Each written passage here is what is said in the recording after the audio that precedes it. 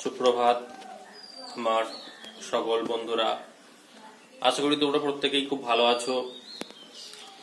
আজ আমরা আমাদের এই অনলাইন কোচিং ক্লাসে বুদ্ধদেব বসুর হাওয়ার গান নামক কবিতা নিয়ে আলোচনা করব। আমরা এর আগের ক্লাসে এই কবিতার প্রথম অংশটুকু পড়েছিলাম।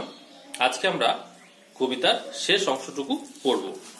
তো আজকে এই কবিতা শেষ অংশটুকু পড়ার পূর্বে আমরা আগের দিন যে বিষয় নিয়ে আলোচনা করেছিলাম সেই বিষয়গুলো একবার জেনে নেব।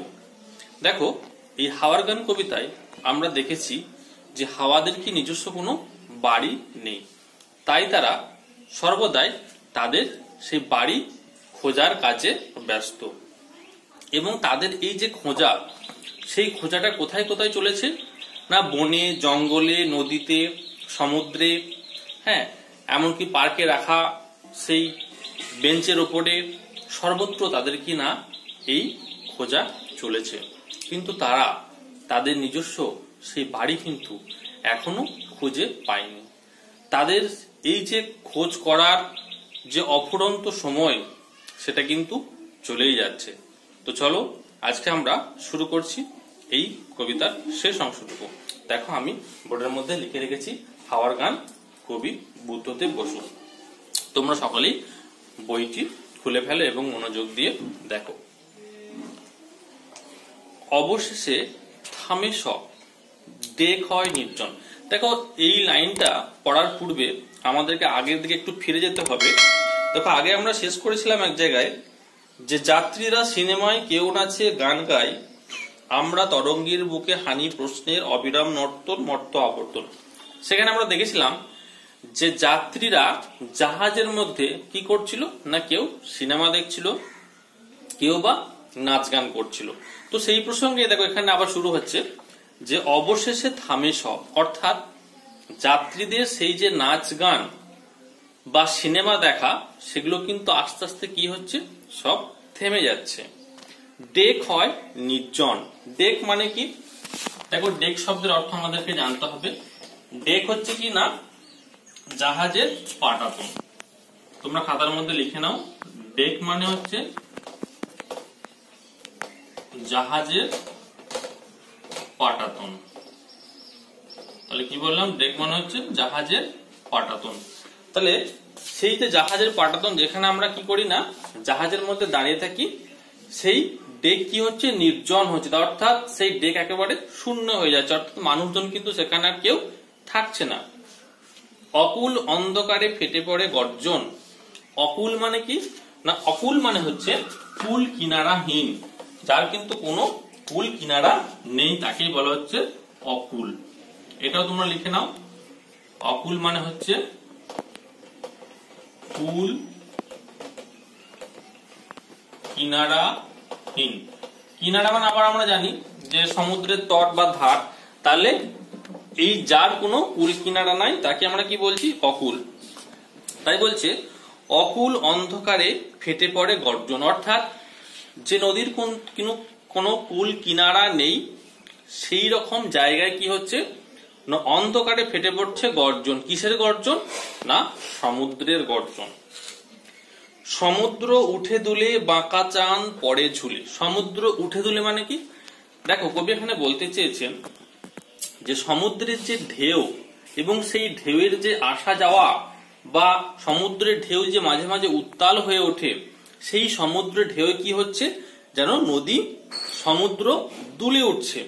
বাঁকা চাঁদ পড়ে ঝুলে মানে যে চাঁদ উঠেছিল, এখানে বাঁকা কেন না, চাঁদটা সম্পূর্ণ হয়নি, তাই চাঁদটা কি বলা হয়েছে না, বাঁকা। বাঁকা চাঁদ পড়ে ঝুলে মানে কি না, আস্তে আস্তে দেখো চাঁদও কিন্তু কি হচ্ছে না, সমুদ্রের বুকে তলিয়ে যাচ্ছে। অর্থাৎ সেও যেন তার নিজের কাজ সমাপ্ত করে সে যেন বিশ্রামে যাচ্ছে। কিন্তু দেখো, এই যে হাওয়াদের কথা বলছিলাম, এই হাওয়াদের কিন্তু কোনো বিশ্রাম নেই। তাদের যে খুঁজে ফেরা, অর্থাৎ আশ্রয়ের খোঁজে ফেরা, বাড়ির খোঁজে ফেরা, তার কিন্তু কোনো শেষ নেই, তার কিন্তু কোনো বিশ্রাম নেই। আমাদের বিশ্রাম আছে। আমাদের বিশ্রাম নেই রে, আমাদের বিশ্রাম নেই রে। অর্থাৎ দেখো চাঁদও কিন্তু বিশ্রাম নিচ্ছে, সবাই বিশ্রাম নিচ্ছে, কাজের শেষে কিন্তু সবাই বিশ্রাম নিচ্ছে, কিন্তু আমাদের বিশ্রাম নেই রে। দেখো কবি এখানে খুব সুন্দরভাবে এই হাওয়ার গান কবিতায় হাওয়ার বাড়ি খোঁজা ফেরা, বাড়ি খুঁজে ফেরার পিছনে অসহায় এই সমাজে বসবাসকারী নিচু শ্রেণীর মানুষ, যারা নিঃস্ব, দরিদ্র, অসহায়, সহায়, সম্বলহীন, সেই মানুষের কথা খুব সুন্দরভাবে তুলে ধরেছেন এই কবিতার মধ্যে। তাই এখানে হাওয়ার গানের জবানিতে যেন সেই অসহায় মানুষদের যে করুণ দুর্দশা, সেই কথাই কিন্তু কবি এখানে বারবার প্রকাশ করেছেন। তাই বলেছে আমাদের বিশ্রাম নেই, অর্থাৎ হাওয়াদের কোনো বিশ্রাম নেই। ঠিক একইভাবে আমাদের এই সমাজে বসবাসকারী অসহায় মানুষেরও কিন্তু কোনো বিশ্রাম নেই। আমাদের বাড়ি নেই, দেশ নেই, শেষ নেই, কেঁদে কেঁদে মরি শুধু বাইরে। আমাদের কিন্তু কোনো বাড়ি নেই, অর্থাৎ দেখো আমরা এই যে নিজস্ব বাড়িতে আছি, সেরকম কিন্তু হাওয়াদের কোনো বাড়ি নেই, অসহায় মানুষের কোনো বাড়ি নেই, নিম্নবিত্ত মানুষের কোনো বাড়ি নেই, সাধারণ মানুষের কোনো বাড়ি নেই, তাদের কোনো দেশও নেই। তারা আজকে এখানে আছে, কালকে অন্য জায়গায়। অর্থাৎ নিজস্ব বাসভূমি না যদি গড়ে ওঠে, তাহলে দেশ কিভাবে তৈরি হবে? তাই কি বলছে যে আমাদের কোনো বাড়ি নেই, দেশ নেই, শেষ নেই। অর্থাৎ এই যে খোঁজে ফেরা, অর্থাৎ এই যে বাসস্থানের সন্ধান করে ফেরা, সেটার কিন্তু কোনো শেষ নেই। এটা কি হচ্ছে জানো? অবিরাম চলতে থাকছে। অর্থাৎ আমাদের নিত্যদিনের কাজই হচ্ছে কি না, আমাদের বাসস্থান খুঁজে ফেরা। হাওয়াদের কাজ কি হচ্ছে? তাদের বাড়ি খুঁজে ফেরা। তাই বলছে শেষ নেই, অর্থাৎ এই খুঁজে ফেরার কোনো শেষ নেই। কেঁদে কেঁদে মরি শুধু বাইরে, কেঁদে কেঁদে, অর্থাৎ এই যে খোঁজার বেদনা, এই বেদনায় কি করছে না, তারা কাঁদছে। এবং কোথায় কাঁদছে? বাইরে বাইরে। অর্থাৎ তারা কিন্তু বাড়ি খুঁজে পায়নি, সেজন্যই তারা বাইরে বাইরে, অর্থাৎ আজ এখানে কাল ওখানে, এই যে বাইরে বাইরে তাদেরকে ঘুরে ফিরতে হচ্ছে। এবং এই বাইরে বাইরে ঘুরে ফেরার মধ্য দিয়েও কিন্তু তাদের দুঃখের কথা প্রকাশিত হচ্ছে, তাদের কান্নার কথা প্রকাশিত হচ্ছে। বারবার পারাপার যত করি, তবু তার নেই নেই দেখা নেই নেই রে। বারবার মানে অনবরত, কি বলছে? বারবার পারাপার যত করি, অর্থাৎ সমুদ্রের এক প্রান্ত থেকে আর এক প্রান্ত পর্যন্ত হাওড়া কি করছে না, পারাপার করছে, তারা ছুটে চলছে। কিন্তু দেখো তবু তার নেই নেই দেখা নেই নেই রে। তবুও কিন্তু এত পারাপার করা সত্ত্বেও, এত আনাগোনা করা সত্ত্বেও তাদের কিন্তু সেই বাড়ির কোনো দেখা নেই, তাদের নিজস্ব বাসভূমির কোনো দেখা নেই। বোঝা গেছে? সময় অন্তহীন অফুরান সন্ধান। সময় অন্তহীন, অন্তহীন মানে কি না, যার কিন্তু কোনো শেষ নেই। অর্থাৎ এই যে খোঁজে ফেরা, অর্থাৎ এই যে তাদের বাড়ি খোঁজার জন্য যা আনাগোনা, সেই আনাগোনার যে সময়, তার কিন্তু কোনো শেষ নেই।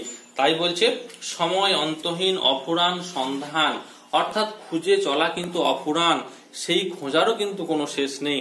দেখো এই হাওয়ারা ঠিক যেভাবে তাদের বাসস্থান বা বাড়ি খুঁজে বেড়াচ্ছে, ঠিক একইভাবে আমাদের সমাজে বসবাসকারী সাধারণ মানুষও কিন্তু তারা সর্বক্ষণ ঠিক একইভাবে তাদের সেই বাসভূমি খুঁজে বেড়াচ্ছে।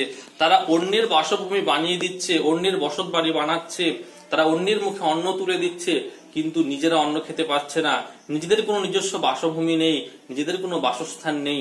তাই কি বলছে না, অফুরান সন্ধান, অর্থাৎ সন্ধান মানে এই যে খোঁজে ফেরা, সেই খুঁজে ফেরাও কিন্তু কি অফুরান, যার কিন্তু কোনো শেষ নেই। বিশ্বের বুক ফেটে বয়ে যায় এই গান। কাদের গান? না, হাওয়াদের গান। বিশ্বের বুক ফেটে মানে কি না, দেখো সারা বিশ্বের বা সারা জগতে কিন্তু তাদের এই খুঁজে ফেরা চলছে। অর্থাৎ হাওড়া কিন্তু তাদের বাসস্থান বা বাড়ি খোঁজার জন্য সারা বিশ্বময় ছুটে বেড়াচ্ছে, কিন্তু তবুও কিন্তু কি না, তারা তাদের বাসভূমি খুঁজে পাচ্ছে না। তাই বলছে বিশ্বের বুক ফুটে বয়ে যায় এই গান, অর্থাৎ হাওয়াদের যে আর্তনাদ, সেই আর্তনাদ কিন্তু সারা বিশ্বের বুকে কি হচ্ছে, ধ্বনিত হচ্ছে। তাই বলছে বিশ্বের বুক ফেটে বয়ে যায় এই গান। কোনখানে গেলে তারে পায়রে, অর্থাৎ হাওয়া জানতে চাইছে যে আমাদের এই আর্তনাদ, আমাদের এই দুঃখ, আমাদের এই বেদনা কবে ঘুচবে, কোথায় কোন জায়গায় গেলে আমরা নিজস্ব বাড়ি খুঁজে পাবো। খুঁজে খুঁজে ঘুরে ফিরি বাইরে। দেখো আবার সেই একই কথা, অর্থাৎ তারা যে খুঁজছে, তারা কি করছে না, বাইরে বাইরে খুঁজছে। তাই তারা সর্বদাই কি করছে, খুঁজে ফিরছে, বাইরে বাইরে ঘুরছে। খুঁজে খুঁজে ঘুরে ফিরি বাইরে, অর্থাৎ তাদের সেই যে বাসস্থান বা বাড়ি খোঁজার জন্য তারা কিন্তু সর্বদাই বাইরে বাইরেই থেকে যাচ্ছে। ঠিক একইভাবে সমাজের সাধারণ মানুষও কিন্তু সর্বদাই বাড়ির বাইরেই থেকে যাচ্ছে। খেটে খাওয়া মানুষ, যারা নিম্ন শ্রেণীর মানুষ, তারাও কিন্তু সেই সমাজের বাইরে বাইরেই থেকে যাচ্ছে। সুরে সুরে বলে যায় নেই রে, সুরে সুরে বলে যায়, অর্থাৎ হাওয়াদের গানের মধ্য দিয়েও কিন্তু তারা বুঝিয়ে দিচ্ছে যে নেই রে, আমাদের কোনো বাড়ি নেই। আমরা যতই বাড়ির খোঁজ করি না কেন, আমাদের কিন্তু কোনো বাড়ি নেই। আমাদেরকে কিন্তু এই বাইরে বাইরেই থাকতে হবে, এইভাবেই আমাদেরকে ঘুরে ফিরতে হবে। চিরকাল উত্তাল তাই রে। দেখো চিরটা কাল কিন্তু তাদের সেই খুঁজে ফেরা, তাদের সেই সন্ধান করে ফেরা নিজস্ব বাড়ি, এর কিন্তু কোনো শেষ নেই। তাই হাওড়া কি বলছে, তারা সবসময় উত্তাল হয়ে রয়েছে। তারা এ প্রান্ত থেকে ও প্রান্ত পর্যন্ত, নদীর এ তীর থেকে ও তীর পর্যন্ত তারা সমস্ত জায়গায় খুঁজে ফিরছে। তারা কি জাহাজের যে মাস্তুল, সেই মাস্তুলেও তারা যাচ্ছে, তারা বাড়িতেও যাচ্ছে, সমগ্র জায়গায় তারা যাচ্ছে, কিন্তু তাদের নির্দিষ্ট কোনো বাসস্থান গড়ে উঠছে না। তাই তারা কি সবসময় উত্তাল। বোঝা গেছে? ঠিক আছে, তাহলে আজকে আমরা কবিতাটি সম্পূর্ণ করলাম। তোমরা খুব ভালো করে আমার এই বক্তব্য মনোযোগ দিয়ে শোনো। আগামী দিনে আমরা আরো অন্য কবিতা বা অন্য গল্প নিয়ে আলোচনা করব। ঠিক আছে, আজকে তাহলে এই পর্যন্তই।